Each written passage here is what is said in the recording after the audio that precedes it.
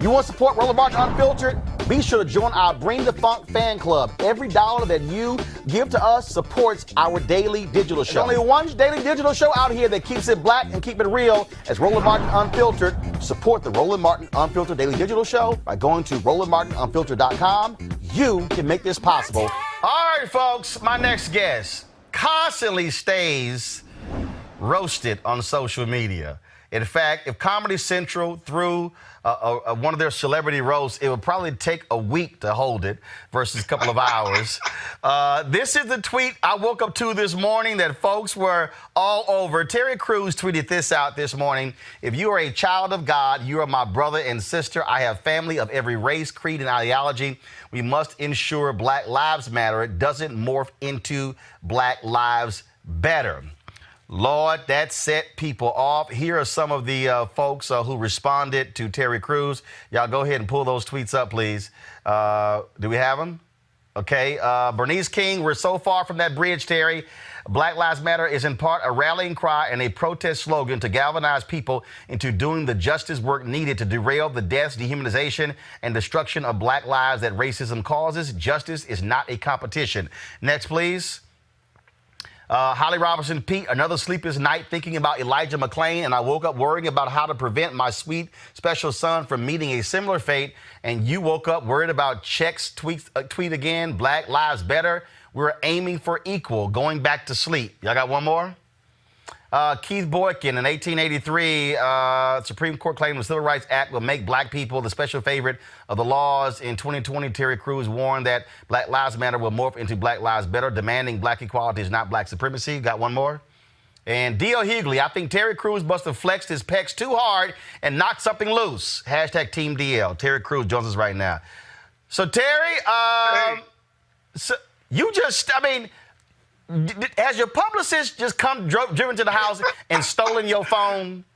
You know, you got to understand, Roland, I've been getting this since I was 13 years old. I had a lot of questions. I've always asked questions, and I was always told to shut up. I grew up in an all-black community in Flint, Michigan, the whole thing, and it was like, why are you talking like that? Why are you even questioning what is going on? And I have to. I first of all, if I didn't question it, if I just took everything that everybody ever gave me, I'd still be in Flint. And the thing is, and I agree with Miss Bernice King, you know what I mean, that this is a bridge that's far, far away.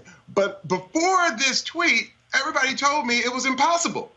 You got to understand, what's so wild is that they feel like And this is what I'm talking about. Look, black supremacy and this moral superiority is something that people feel like can't happen in the black community. And I'm just here to say that, you know, I was watching the BET, or I didn't watch it. Actually, I heard about it because people were telling me about how, you know, I wasn't invited and the whole thing. And I just thought, man, because I have another view, and I thought as a black people, we must be allowed to have other views. Another thing, even with Holly Robinson, she's bringing up Elijah McClain. First of all, me and Elijah McClain have so much in common. You know what I mean? I would have been this, you know, what they call a corny black nerd who tried to make everything happen and get along. And let me tell you something. What's so wild is that our community, you have to be one way.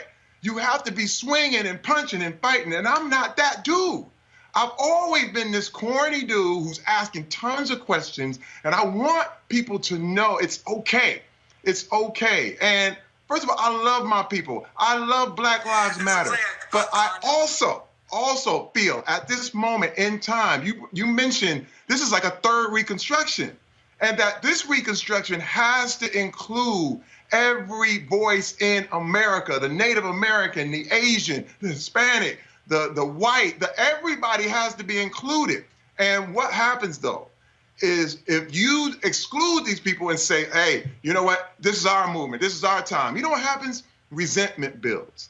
And resentment really, really breeds a self-righteous, you know, it's kind of like a self-righteousness that's really, really dangerous, man. Yeah, first of all, can we have power? Well, all I'm saying is in your mind, we are talking about social and economic and political answers to a spiritual problem. If we don't get this right now, spiritually, we are going to be all in this thing all over again, battling. And I don't want to go from one oppressor to the next. First of all, I was never scared of the KKK growing up. Never. You know what I was scared of? I was scared of that gang member. I was scared of that drug dealer. And I had to walk through to get to my school every day, that I had to fight to get in and try to make it work. And let me tell you something, that's millions and millions of black kids right now who scared to speak, scared to say what's up in their own community. But Terry, and go ahead. But I don't want to interrupt you. No. But here's what we're looking at. In this moment, it's not that we don't bring others along. If we go back to the point of the third Reconstruction, the reality is ball don't lie.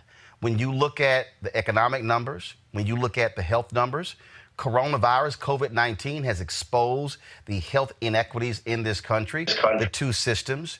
And so what we're dealing with right now is the fact that you have black folks and you now have white allies who are standing with black folks who are saying this stuff has to change. So it's not black supremacy. It's saying that we are so far down the economic ladder, the health ladder, the housing ladder, all the categories, that these things have to change. And white America is going to have to recognize that it's always been about them and it can't keep being all about them. I totally agree with you there. But there's also the Booker T. Washington approach, where there are things that we know we have to correct.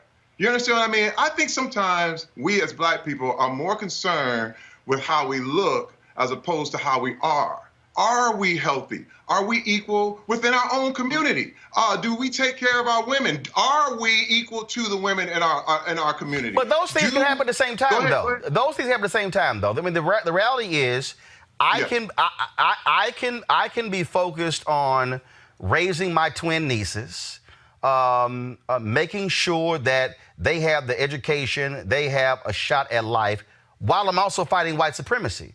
Those two things can happen. And so me doing that one thing doesn't negate what I'm doing over here with my nieces. What I'm doing with my nieces doesn't negate what I'm fighting against white supremacy. But I'm sure as hell going to call out white supremacy when I see it. When I see the fact that you have nearly $700 trillion of a federal pension fund and black investment folks are only managing $100 million of it. When I see what is happening when black folks, black companies are getting less than 3% of venture capital dollars. And what we're seeing is a system that where white folks are in control. We're talking about Hollywood as well. We're talking about news media. We're talking about Wall Street. And so that system has to change because it cannot stay the same if we're talking about equality. No, I totally agree with you. First of all, Niels Bohr said, and this was the astrophysicist, he said, sometimes the opposite of a profound truth is not a lie. Quite often it's another profound truth. Two things can be true at the same time. I do not disagree with you right there. I am fighting white supremacy. I have had guns pointed at me by the police. I have faced all kinds of discrimination. But what I am also saying is, at the same time, as a black man, I am looking at my own community, my own life. All we can do is what we can do on a personal level. Because what you're talking about is a whole giant thing. But I think one at a time, with one person at a time, we can change this. First of all, COVID started with one man, and it went all the way around the world and stopped it. The same thing with a bad ideology and a good ideology. If we make sure, and listen, maybe I'm too soon. Like Bernice King said, hey, you know what? That's a bridge far, far away. Well, you know what? I called it. I see what could happen, and one man has to say it, and if that's going to be me, then that's okay. But when we talk about, I do not mind not being liked. I really don't. It's one of those things where, hey man, I've been hearing this since I was 13. I've been that corny cat who've been out on the side, and everybody's like, oh, you ain't black anymore. You're Uncle Tom. I don't know anybody, any black person who's ever been successful that has not been called a sellout. But first of all, if you've ever taken a check from a white man, you're instantly a sellout. I'm sorry. If you're still getting your check from a white man, it's the system, okay? Sometimes you got to swim with the stream. You know what I mean? You can't swim against it. And all I'm saying is, when I look at BET or look at all these things are owned by white people. Why are we pretending that we can't even speak on this stuff? So when you say, I'm bringing up the conversation, and I love the fact that we can talk right now. So when you said Black Lives Better, what does that mean? First of all, when I say this, you know what? The fact is, I'm called a coon a lot of times. So by other black people, which is also a word I do not allow to use on my timeline. To me, that is a racial epithet. That's the same as the N word. And I make it clear to people, I will block you if you use that, because for me, you can't be a conscious black person using the same language of white oppressors. But go ahead. But this is the thing, Roland. I'm speaking on my social media. Right. I didn't go on ABC or NBC to do this. This is my Twitter. This is my private network. This is what I do. And I'm being told to shut up, be quiet, don't say anything, just keep it shut. And you're a coon, don't say anything. And this is the thing. It's really weird, because I realize that some Black lives matter more than others, because they don't want me as a black man to talk, because it's any bit of because you're going to make us look bad. But the deal is, I don't care about how we look. I care about how we are. We have to really examine these things within each other. There's colorism going on. It's still the light skin, dark skin thing happening. And I'm trying to tell you, this is stuff that I have faced personally. And I just really am tired of actually having to be quiet about it. And I love my people so much that I'm willing to risk it all. First of all, everybody loves to say that, oh, well, he's trying to please the white man or whatever. I took on Hollywood by myself 2 years ago, all by myself. I spent $500,000 on my money. I'm still waiting for them checks from anybody else who said they supported me, because they didn't. And first of all, I and my wife, we all went up against Hollywood, and my career was over. It was done. And so I've risked it all once before. I'll do it again. I've been canceled for almost everything under the sun. I've been canceled for going to China by white men. I've been canceled by the LGBTQ community for talking about fatherhood. I've been canceled by many, many people for many, many reasons. This is the new day and era. You are going to be canceled. It's okay. If you have any opinion, I'm sorry, somebody's not going to like it. But I would rather have the conversation in this new millennium so we can talk. We can really open it up, because this is the deal. If you can't reveal these things that are wrong, we can never get better. We'll always keep that little lacquer. I realized on my own life, if I was not forthwith about my own issues, I couldn't improve. And this is what we have to do as a community and even as the United States. It's not, oh, look at Russia. No, we got to look at us. You know what I mean? And the thing is, it's not, oh, look at that white man. No, look at this guy down the street who's terrorizing your neighborhood.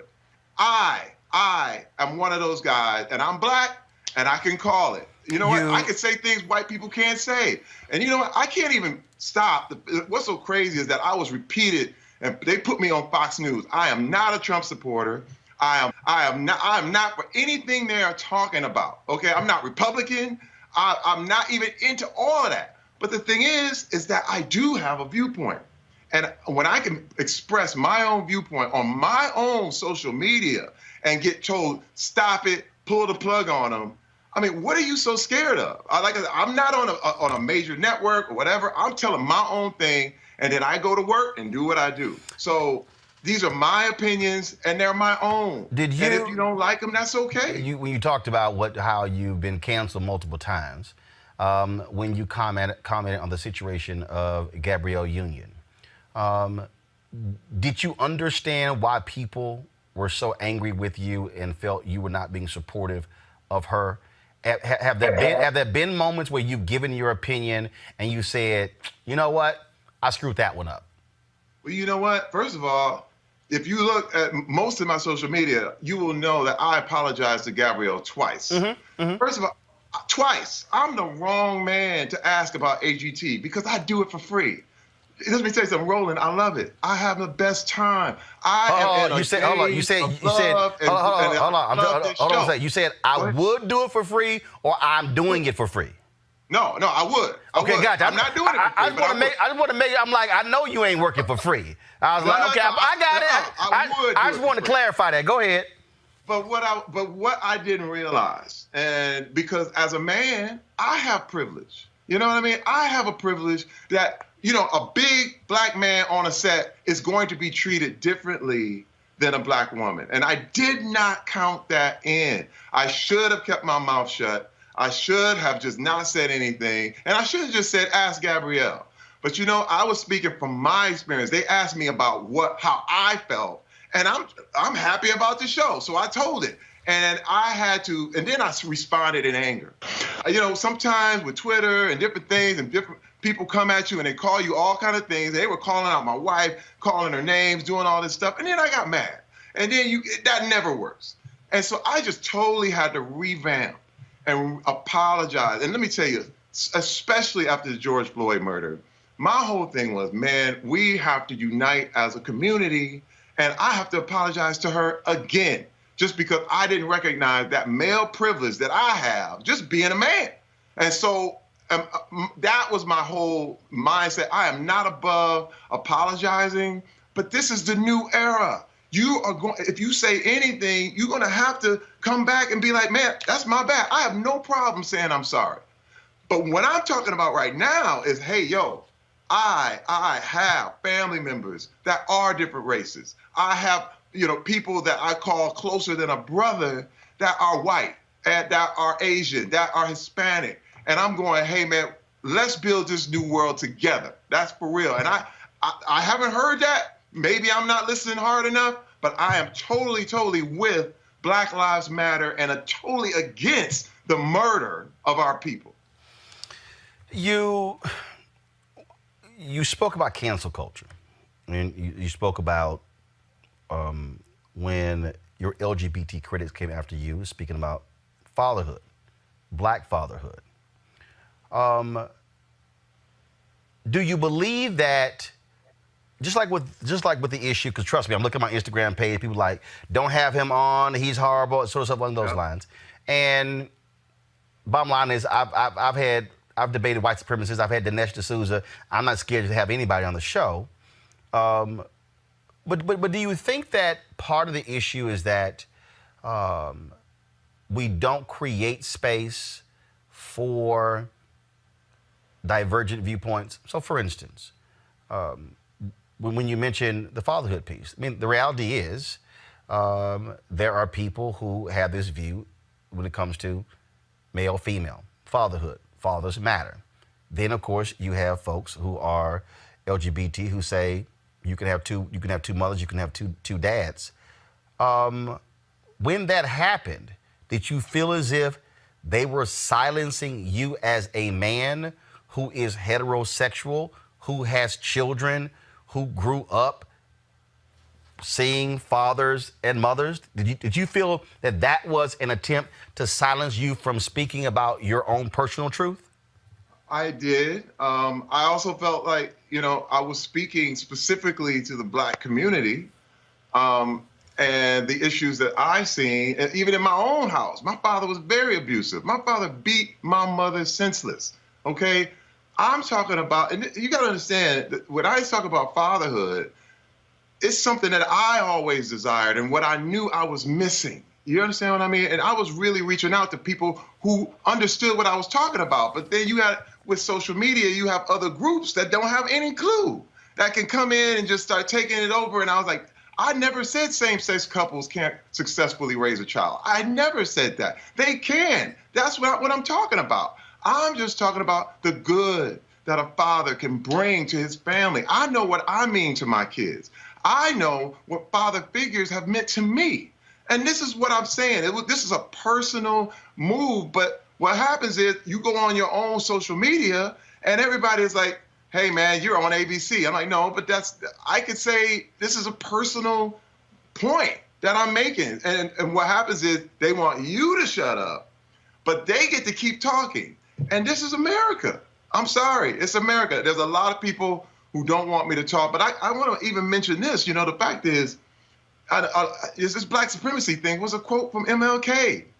MLK said it himself in two different speeches, one in 1960 and one in 1961.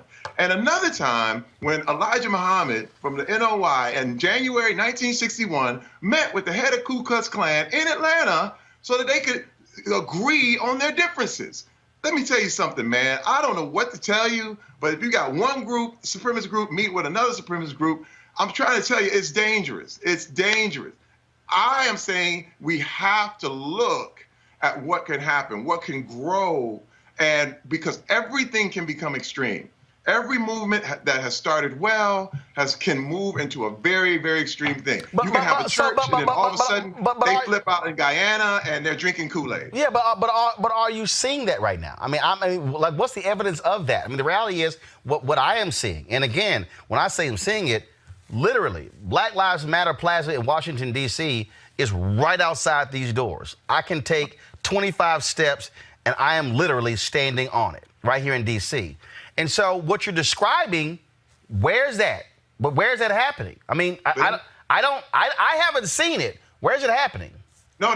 Listen, first of all, you may not have seen it, but in my social media, in my world, I get called out all the time, Roland. It's like, why aren't you doing this? Why aren't you at the march? Why aren't you standing here? You know what, brother? You ain't standing for us. You ain't doing this for us. And this is what I'm sitting here like, there's this public shaming that constantly is on you. They're like, what did you give for here? Flint still ain't got clean water. You're supposed to take care of all the problems of everybody at the same time, and you start to hear it. And then when you say something back, they're like, it's never enough. You are not Black enough. Now, Roland, I don't know what else to say. I'm talking mainly about our community and the way we deal with each other, but we can't have these open conversations. But here's the deal, though. But if that's the case, I mean, here's all I'm saying. If there for me was evidence of that, and I get, first of all, Twitter is not America. Right. That is a small slice. And you got trolls, you got bots. And look, dude, I got a show that's targeting Black people. And I got Black people saying it's not Black. I got people telling me that I'm picking up checks from the white man when I pay white people. Like, so I laugh at it, but what I don't do is I don't internalize it and lash out. I laugh at them. And if somebody tells me that I'm not doing enough for my people, my response actually is, y'all kiss my ass. But I don't necessarily see in this moment right now where you have black supremacy reigning, what I actually see are black folks who are seeing white allies who are saying, yo, we now can actually change this. And so I think that's why a lot of people are like, Terry, what the hell? What are you talking about? I totally agree. First of all, you're not seeing it. You're not seeing it. I totally understand. But what I am saying, and hear me, all these are warnings. And look, it's too soon. Yes, it's too soon. But my thing is that I've been, well, there's very, very fine line between culture and a cult. And I realize that there are things that I can say and I'm immediately told to be quiet about because you're going to ruin something. And I'm going, wait a minute. I'm just warning about, because some people want the voice, Roland. That's just the truth. And I'm sitting here like, hey, man, I'm looking far, far ahead. Just like Bernice said, it's a bridge far ahead. And like I said, if I was too early, then I'll be the guy to claim I was way too early. I'm not seeing it either, but it does not mean it cannot happen, because I was told it can't exist. Like, it will never happen in America. You can't have it. And I'm here to tell you, in places like Cambodia, in places like Rwanda, in Cambodia, the Khmer Rouge killed people because they wore glasses. And I'm just trying to say, once you get to a point where you have to be all one way and no one can have a dissenting opinion, it's very dangerous, Roland. It's just too dangerous, man. We as black people only have one voice. I mentioned this on the talk. As white people, they can be Republican, Libertarian, Democrat. They can do whatever they want. But us, you can't even have, you better like the same hip hop I like, or you ain't even black. And I'm going, hey, man, this is dangerous, dude. There's a new generation that's coming up that really want to explore everything. I've been told everything since I was you can't ride horses. Black people don't do that. You can't do this because black people don't do that. And I'm really done with that. I think we can do anything we want to do. Yeah, but here's the deal, though. First of all, look, we often say that. We say when someone says that black people don't do, that typically is based upon our experiences. And so we've all done that. We said, man, black folks, man, we don't swim. Yes, there are black people who swim, but it's a figure of speech. There are some things that you don't see a lot of black people doing. Look, I've been playing golf for 30 years. And in all 30 years, people are like, man, black folks don't play golf. And I'm like, nah, brother, they've been at the golf tee. And you have this long history of black golfers. And so for me, I don't necessarily, again, I understand where that's coming from, and I understand that in many ways that's somewhat of a figure of speech. But I do think this, and that because as somebody who uses words, as somebody who understands that words can be a weapon to fight for or to fight against. Words can also liberate. I think part of this issue, to be perfectly frank, is that the social media platform doesn't actually properly allow for discourse, in that when you type something, 100 people could be in this room right now and read that, and there could be 80 different interpretations of that. Right. But if I hear someone say something, I'm listening to tone. Yeah. I'm listening to, are they being sarcastic? Are they being funny? Are they being serious? Are they being angry? And you actually have the ability to explain something. That, to me, I think is sort of how I often see when I see a tweet. Because when I saw your tweet, my first response wasn't, Terry Crews ain't shit. My first response was, what is he talking about? Right. Which means I then need you to explain it, yeah. Which then may cause me to ask a second question. That's what I think the problem is that you say something and it's a short statement and you know in your mind what you mean, but another person is inferring it in a totally different way. And there's no tone, there's nothing there. It's just the words just sort of sitting there, and it's left up to interpretation. That's right, and this is the new era. It's the new day. I mean, everything can be taken out of context, which is so nuts. But do we stop talking? And I'm not willing to do that. I'm not willing to just just be quiet and shut up. No. I don't think you should be quiet. Here's what I think Terry should do. Okay. Terry should make videos. Yeah. No. Yeah. I'm serious. You know what? I'm being serious. Yeah. First of all, Twitter allows for you, if you upload it at studio.twitter.com, it allows for you to actually upload up to 10 minutes of video. I just think that a tweet, few words, it causes somebody to say, what? What is he talking about? Versus, now here's the deal. You might do a video and folks are like, Ted Cruz still ain't shit. They still, it allows for you to expound on it as opposed to it just sort of sitting there. And that to me is what stands out. Because again, you can have, people can infer any way they want to, and it can be all different meanings, and you're the author going, no, none of that was actually what I meant. Right. Well, because it was sort of left there. Roland, I just want to say, man, that first of all, I love my people. I love black people. I love who we are. I love what we've been through.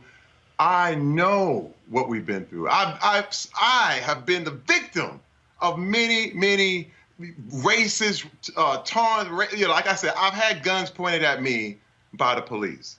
And so I could have been George Floyd or Elijah McClain.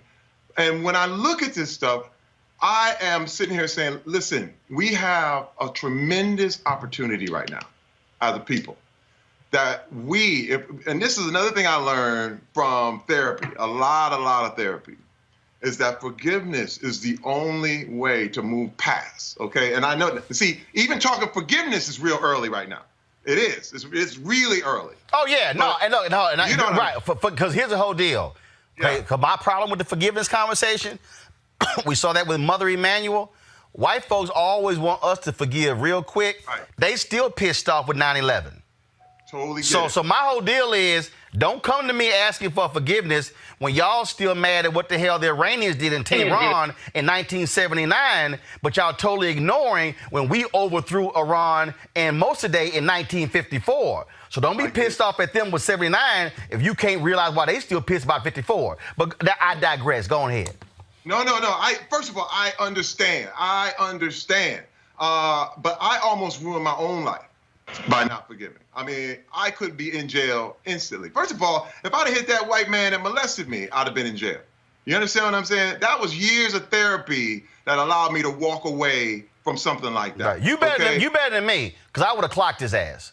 Listen, man. I'm trying to tell you it was a miracle from heaven, because I could have killed him, and I wanted to.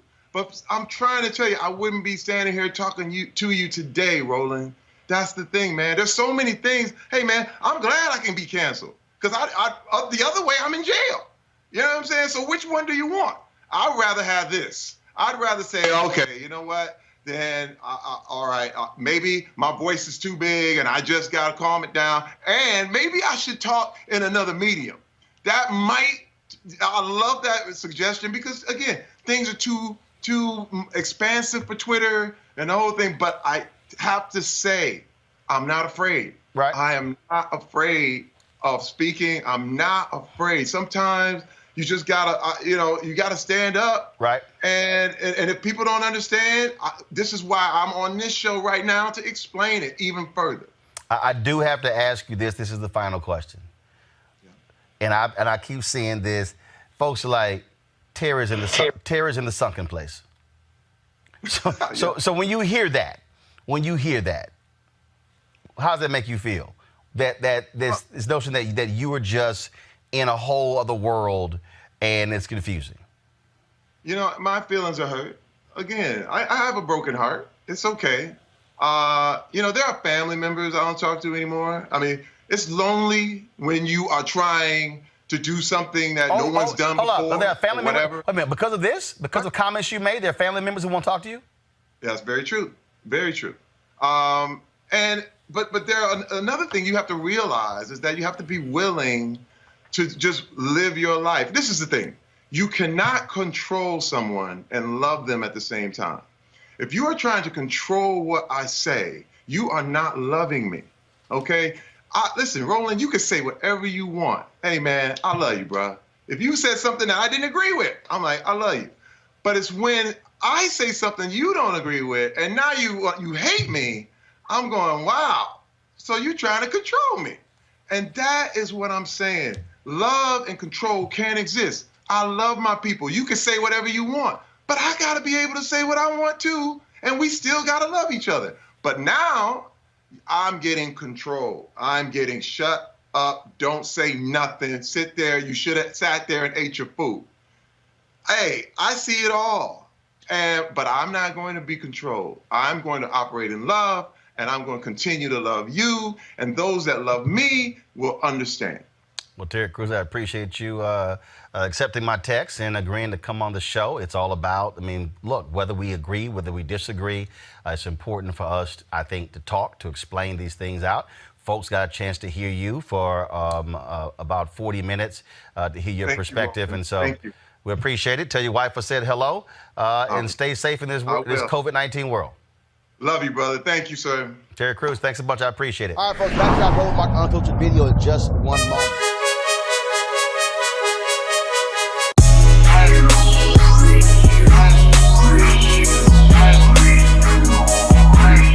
Folks at Ceek.com, partnership with us. Folks have these headphones, amazing headphones, and also there's this virtual reality headset right here. Of course, the headphone, 360-degree, 4D, amazing sound. You absolutely love it for gaming, for listening to music, for watching movies, you name it. Go to Ceek.com, CEEK.com, and use this promo code RMVIP 2020, RMVIP 2020, right here. And so, folks, again, and so Mary Spiel is a sister. She is the inventor of this. It's her website as well. So it's Ceek.com, CEEK.com.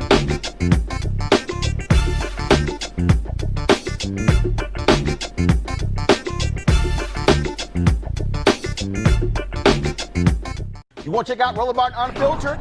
YouTube.com/Roland S. Martin. And subscribe to our YouTube channel. There's only one daily digital show out here that keeps it black and keep it real. It's Roland Martin Unfiltered. See that name right there? Roland Martin Unfiltered. Like, share, and subscribe to our YouTube channel. That's YouTube.com/Roland S. Martin. And don't forget to turn on your notifications so when we go live, you'll know it. Hey everybody, this is your man Fred Hammond, and you're watching Roland Martin, my man, Unfiltered. Hi, this is Essence Atkins, and you're watching Roland Martin Unfiltered. Hey, yo, Peace World, what's going on? It's the Love King of R&B, Raheem Devon, and you're watching Roland Martin Unfiltered. Hi, my name is Brescia Webb, and you're watching Roland Martin Unfiltered. Well, I like a nice filter usually, but we can be unfiltered. What's going on? This is Tobias Trevelyan, and if you're ready, you are listening to and you are watching Roland Martin Unfiltered. What's up? I'm Lance Gross, and you're watching Roland Martin Unfiltered. Hi, this is Cheryl Lee Ralph, and you are watching Roland Martin Unfiltered. Could it be any other way? Really? It's Roland Martin.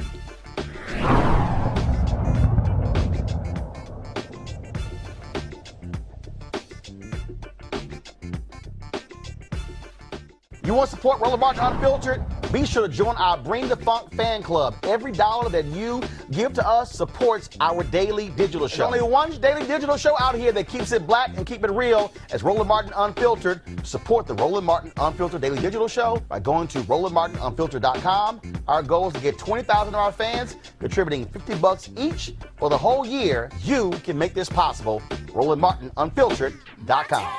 Hey fam, want to check out Roland Martin Unfiltered? The blackest show on all of digital, cable, and broadcast. Check out our audio podcast. There's only one daily digital show out here that keeps it black and keep it real. It's Roland Martin Unfiltered. Press play.